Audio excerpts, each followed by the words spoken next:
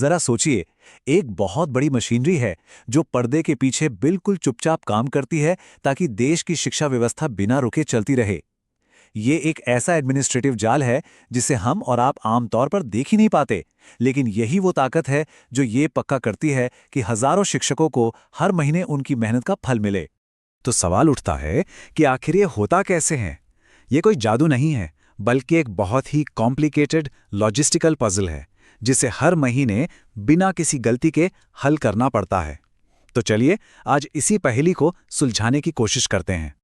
और मजे की बात यह है कि इस पूरी पहेली का जवाब हमें मिलता है एक पब्लिक नोटिस से। ये नोटिस भारत के रायबरेली के अकाउंट्स सेक्शन का है, जो मार्च 2026 के पेरोल के लिए जारी किया गया है। और यही हमें उस पूरी प्रक्रिया के बारे में बताता है जो अक्सर हमारी नजरों से छिपी रहती है। तो चलिए शुरू करते हैं। देखते हैं कि इस ऑफिशियल नोटिस में ऐसा क्या है और ये कॉम्प्लिकेटेड प्रोसेस आखिर काम कैसे करता है। देखिए, नोटिस की शुरुआत ही होती है एक बहुत ही सीधे और साफ निर्देश से। ये कोई सजेशन नहीं है, ये एक सीधा सीधा ऑर्डर है। इसकी भाषा ही बता देती है कि ये प्रक्रिया कितनी गंभीर है। मतलब साफ है, हर किसी को अपनी अपनी भूमिका पता होनी चाहिए और उसे निभाना है। और इसमें सबसे दिलचस्प बात पता है क्या है? ये पूरी की पूरी उल्टी गिनती किसी बड़े से दफ्तर से शुरू नहीं होती। नहीं, इसकी शुरुआत होती है क्लासरूम से, हमारे टीचर्स से। सिस्टम की हर एक कड़ी को अपनी भूमिका निभानी होती है। तो सबसे पहली और सबसे जरूरी तारीख है 21 मार्च। ये है पहला पड़ाव। इस तारीख तक जितनी भी पेंडिंग लीव एप्लीकेशंस हैं, उन्हें या तो अप्रूव करना होता है या फिर रिजेक्ट।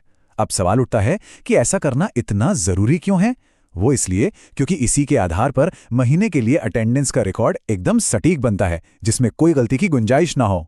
काउंटडाउन में अगली तारीख आती है 23 मार्च की, और ये दिन टीचर्स के लिए बहुत ही क्रूशियल होता है। इस दिन तक हर एक टीचर को अपनी अटेंडेंस फाइनली लॉक करनी होती है। और नोटिस में ये बात एकदम साफ साफ लिखी है कि ये तारीख किसी भी हालत में आगे नहीं बढ़ेगी। मतलब कोई देरी नहीं, कोई बहाना नहीं।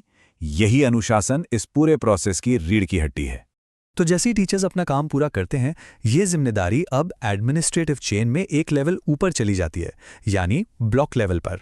अब आती है 24 मार्च। ये दिन पेरोल ऑफिसर्स के लिए बहुत ही बिजी, बहुत ही अहम होता है, क्योंकि सिर्फ एक दिन में उन्हें 2 बड़े बड़े काम निपटाने होते हैं। तो पहला काम, सुबह 11 बजे तक उन्हें ब्लॉक लेवल की सारी अटेंडेंस लॉक करनी होती है। और फिर शाम होते होते उन्हें एक फाइनल वेरिएशन रिपोर्ट जमा करनी होती है।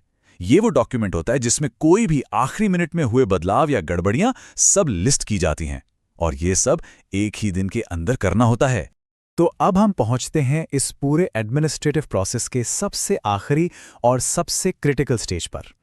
अब तक की जितनी भी भागदौड़ हुई है, वो सब इसी एक दिन के लिए थी। तारीख है 25 मार्च।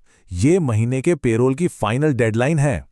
इस तारीख तक सारे के सारे सैलरी बिल्स को ट्रेजरी यानी कोषागार में जमा करना ही होता है। ये वो पॉइंट ऑफ नो रिटर्न है। और अगर ये डेडलाइन मिस हो गई तो समझ लीजिए कि पूरे सिस्टम के हजारों कर्मचारियों की सैलरी खतरे में पड़ सकती है। तो हमने ये तो देख लिया कि ये सब कैसे और कब होता है, लेकिन अब सबसे बड़ा सवाल ये है कि क्यों? आखिर ये इतनी सख्त टाइमलाइन इतनी जरूरी क्यों है? ये समझना बहुत आसान है।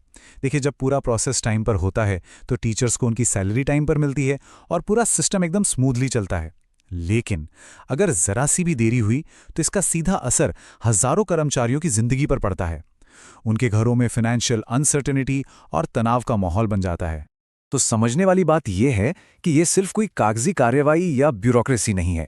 ये प्रक्रिया कर्मचारियों के लिए फाइनेंशियल स्टेबिलिटी लाती है, एजुकेशन सिस्टम को ठीक से चलाए रखने में मदद करती है, हर लेवल पर एक अकाउंटेबिलिटी, एक जवाबदेही तय करती है, और सबसे जरूरी, ये एडमिनिस्ट्रेटिव केओस यानी प्रशासनिक गड़बड़ियों को होने से रोकती है।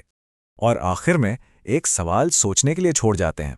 जब एक टीचर को फाइनेंशियल सिक्योरिटी महसूस होती है, जब उसे पता है कि सिस्टम ठीक से काम कर रहा है, तो क्या पर्दे के पीछे चलने वाली ये एडमिनिस्ट्रेटिव प्रोसेस